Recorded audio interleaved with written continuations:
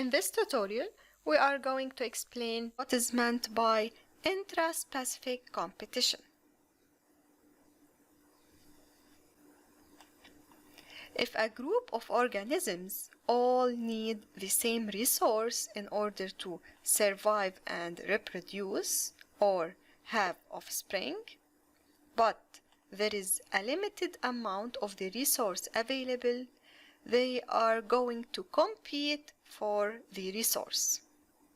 Now, this competition can be between members of the same species or members of different species. If the competition is between members of the same species, then we call it intraspecific competition.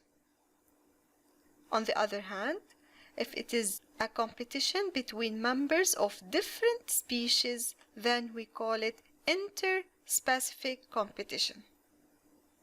In this video, we are going to focus on the intraspecific competition.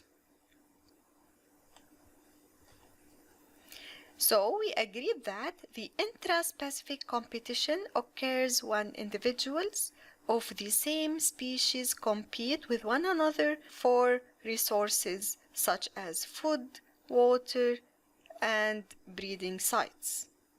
Let's take some examples of this intraspecific competition. Oak trees, they compete for resources. In a large population of small oak trees, some will grow larger and restrict the availability of light, water, and minerals to the rest, which then die. In time, the population will be reduced to relatively few large dominant oaks. And another example is what happens with limpets. They compete for algae, which is their main food. So, the more algae available, this means that the larger the limpet population becomes.